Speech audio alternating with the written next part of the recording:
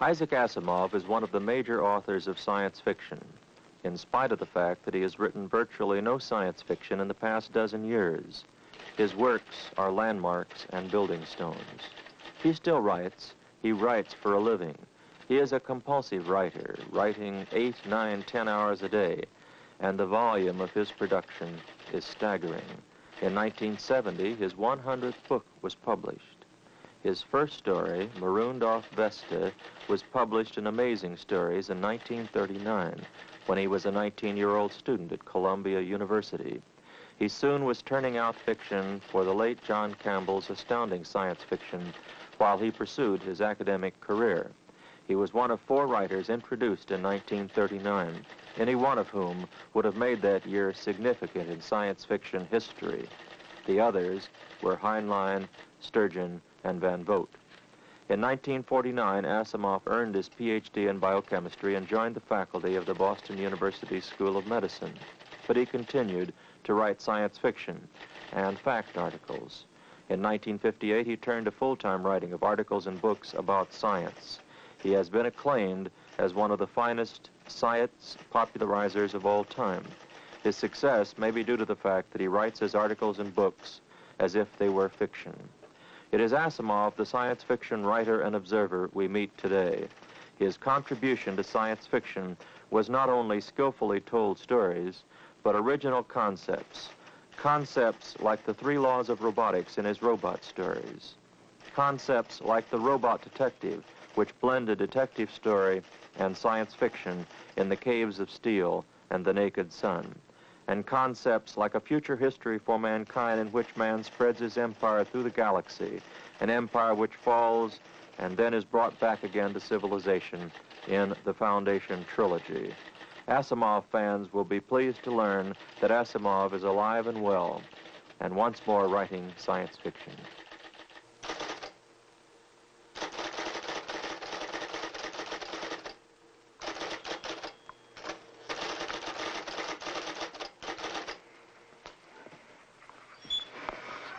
Hello. You've caught me typing, but that's no surprise. I'm typing all the time. Now I'm talking, which is only a little less likely. The subject of the lecture is the history of science fiction after 1938. And that date is not chosen by mistake. 1938 is a watershed in the history of science fiction, perhaps the most important after 1926, when magazine science fiction first began with Gernsback's Amazing. John W. Campbell, Jr. became editor of Astounding Stories in 1937. It was not, however, until 1938 that the former editor, Mr. F. Orland Tremaine, left, and the inventory that Mr. Tremaine had gathered was more or less used up.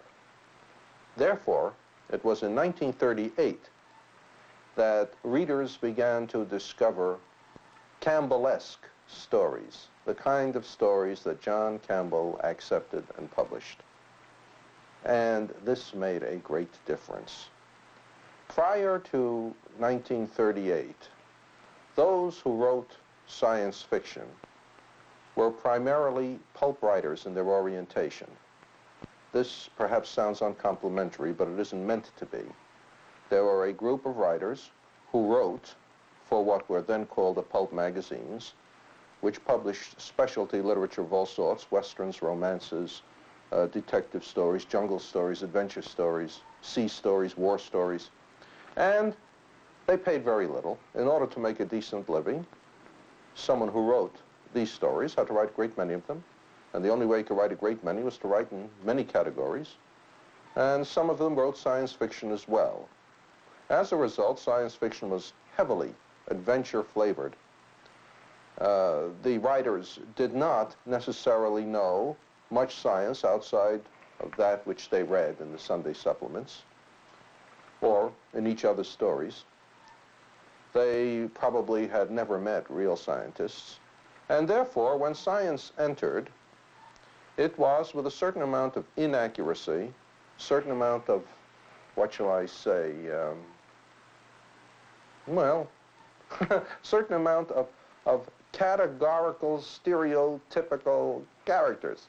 Mainly the mad scientist. He was great in these early science fiction stories. Almost every story had a mad scientist till you wondered if it were possible to be a scientist without being mad. But the only saving grace they had was that they all had beautiful daughters. And the hero, a sturdy, large-thewed, blonde American who knew no science but was great in a fight, always fell in love with the scientist's daughter, who was pretty much helpless except for screaming. At any rate, Campbell changed all that. Campbell himself had gone to MIT and Duke University, had majored in physics, and had the engineering attitude. And what he wanted were people who would write stories in which the science was realistic.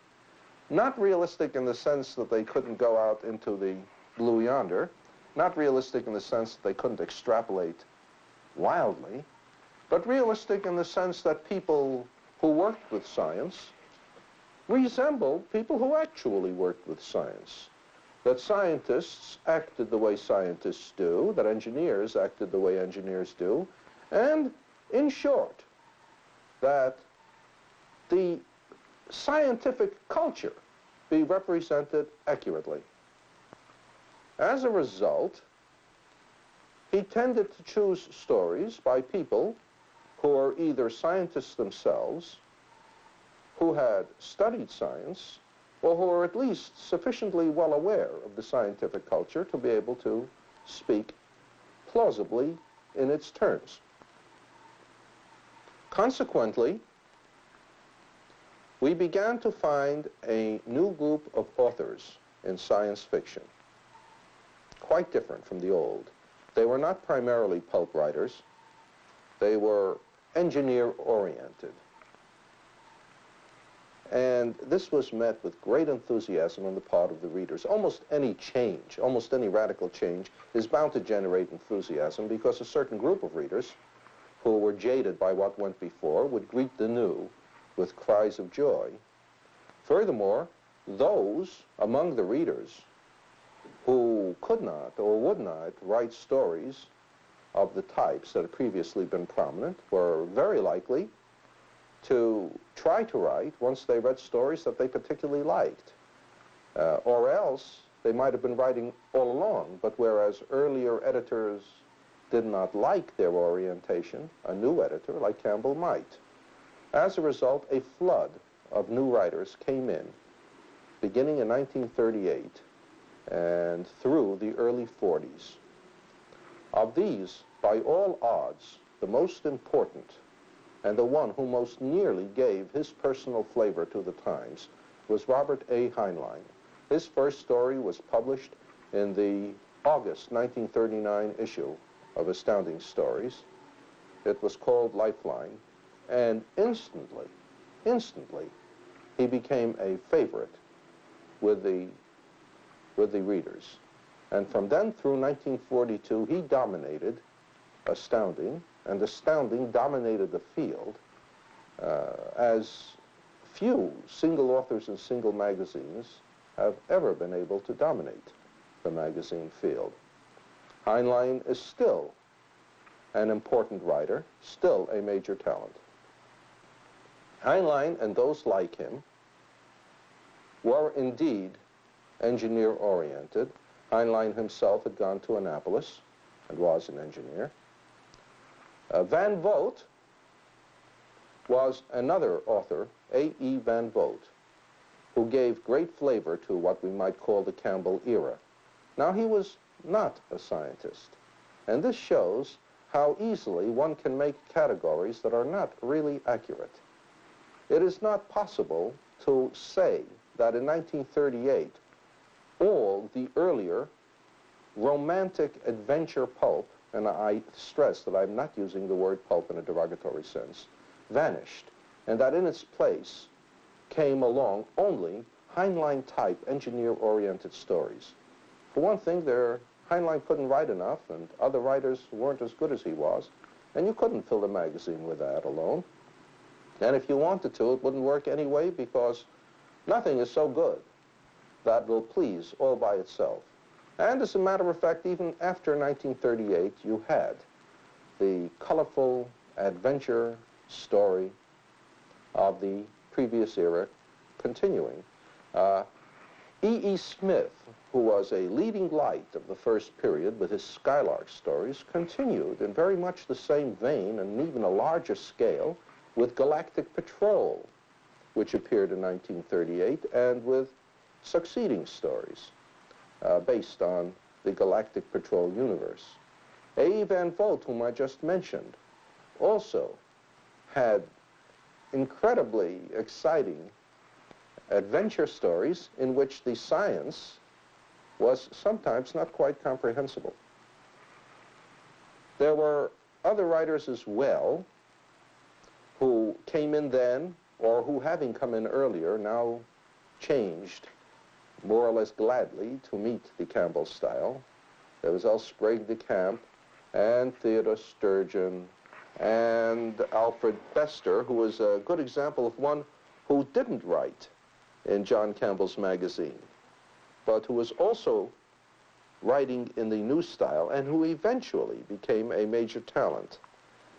If Heinlein and Van Vogt were par excellence the writers of what we now call, lots of us, the golden age of science fiction, I must mention that a third writer who, from hindsight, would seem to go along with those two is none other than myself, Isaac Asimov. I have never been afflicted with false modesty, or true modesty either, for that matter.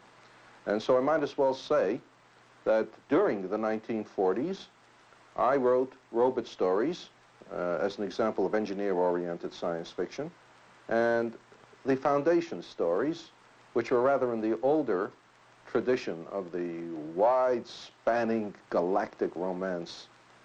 Both were more successful in later time than they were at the moment. That's why I say, through hindsight, looking back now, it seems to me that I was a major entry in the race then, although at the time, I must admit, I was never aware of being anything but a minor writer. In any case, what Campbell had done was to create a science fictional world that was very largely a consensus. Not everybody wrote in the Campbell background.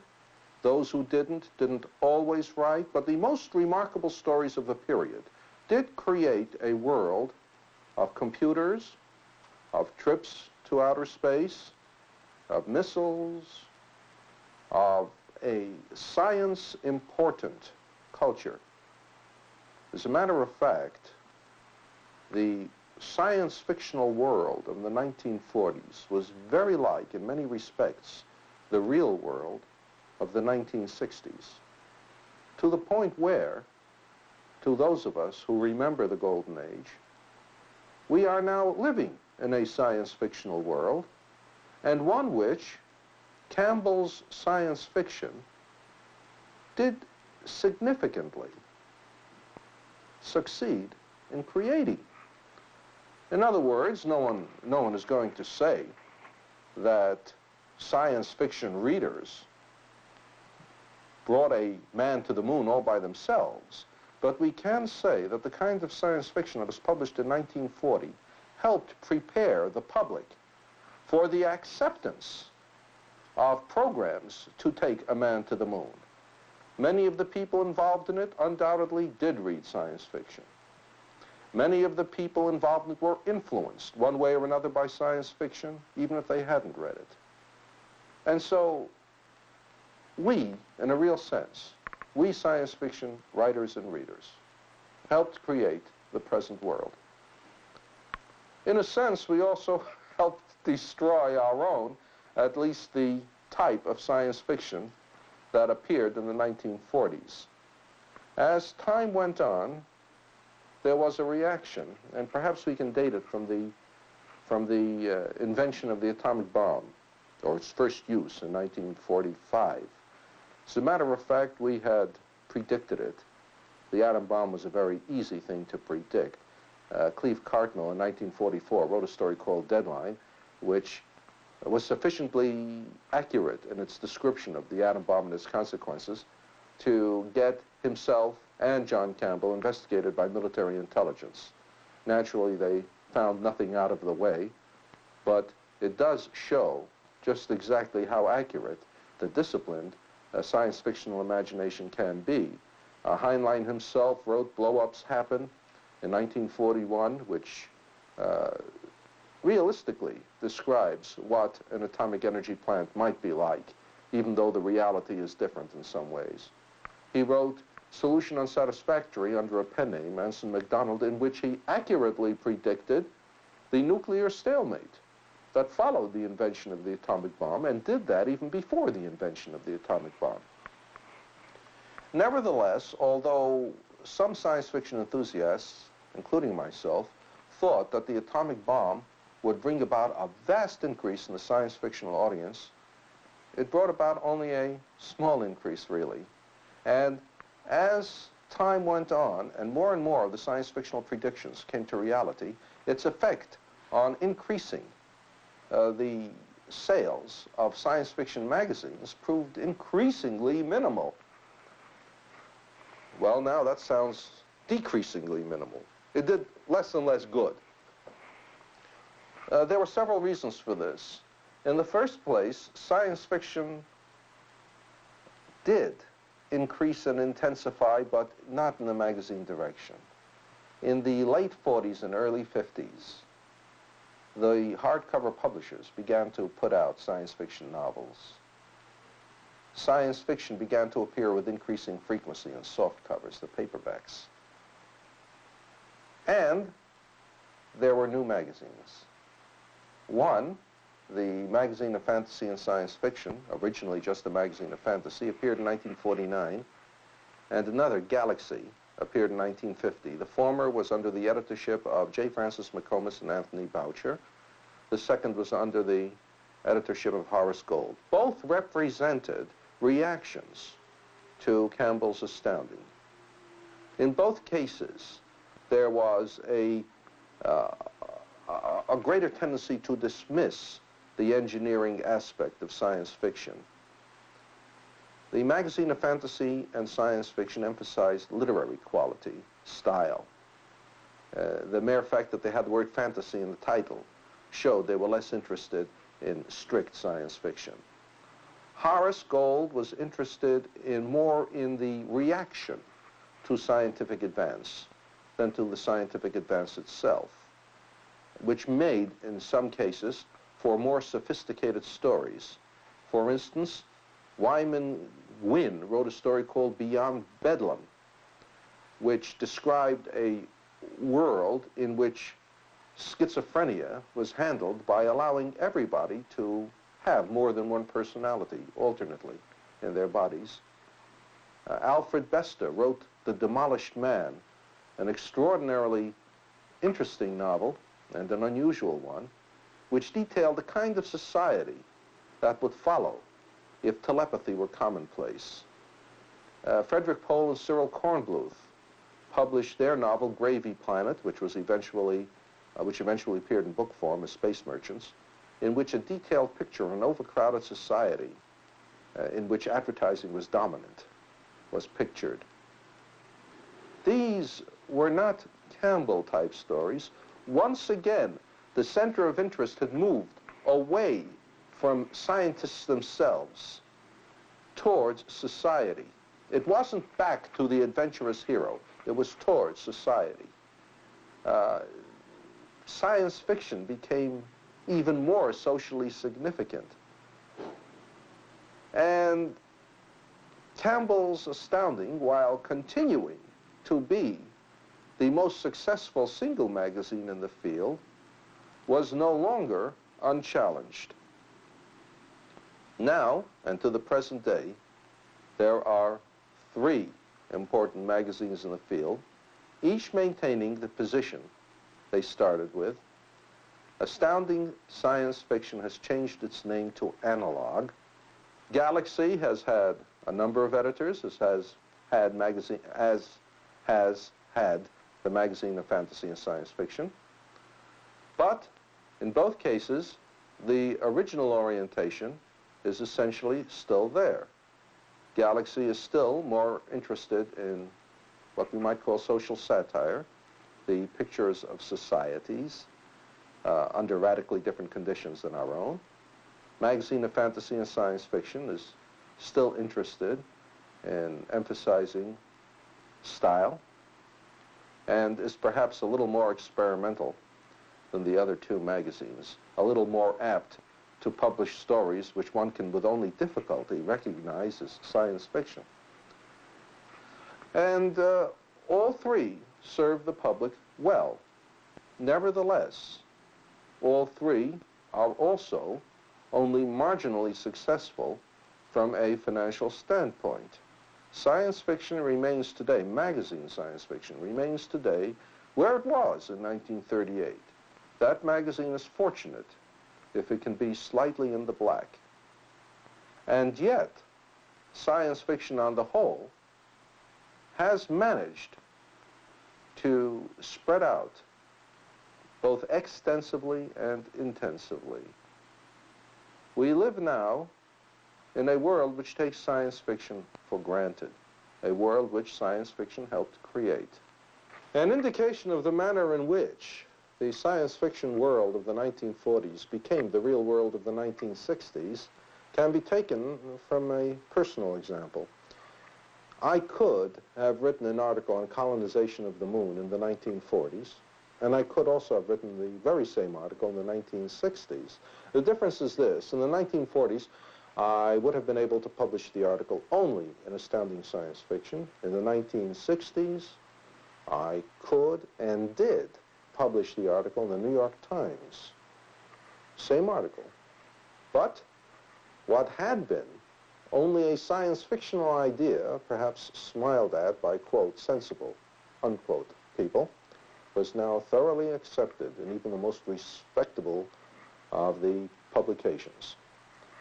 In addition, another indication of the broadening scope of science fiction acceptance is the fact that hardcover and softcover publications of science fiction increased steadily through the 1960s. What's more, the visual media also were represented. As early as 1947, I believe, Destination Moon appeared as a movie. Robert Heinlein had been involved in it, writing the story.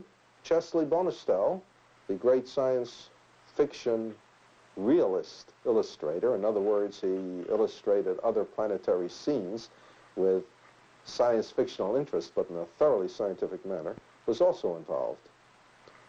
The number of science fictional movies that appeared after Destination Moon were, for the large part, rather primitive. But increasingly, one would find major productions of value. War of the Worlds, for instance. And then, in 1967, perhaps, there appeared Fantastic Voyage.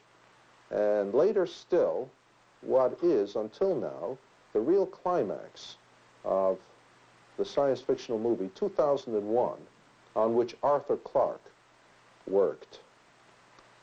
In television, too, there have been increasing examples of science fiction, of which the best, obviously, I say obviously because to me it's obvious, was Star Trek, which for 3 seasons gathered an enormous following. Not enough to keep it on indefinitely. Nothing can stay on television indefinitely, but certainly much larger than the magazines ever had. Indeed, the magazines themselves were directly competed with in a new way.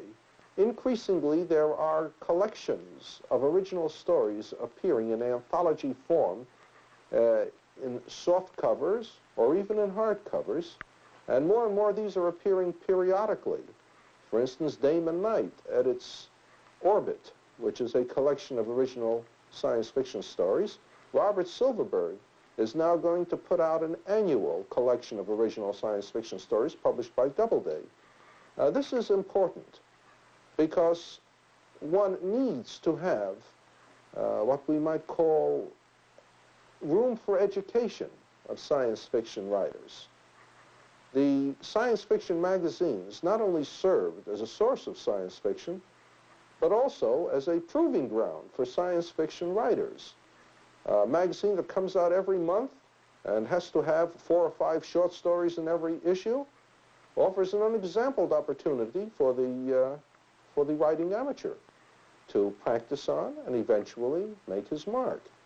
If the magazines failed, if people were expected to write only novels, it would be more difficult than it sounds. A novel is a large investment of time and effort and represents a huge jump for the amateur. The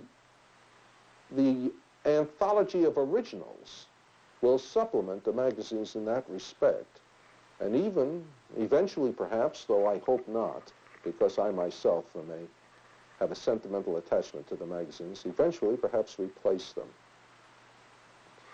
There is a drain on science fiction writers these days. That is, there is a greater tendency for the magazine science fiction writer to switch to the movies or to television.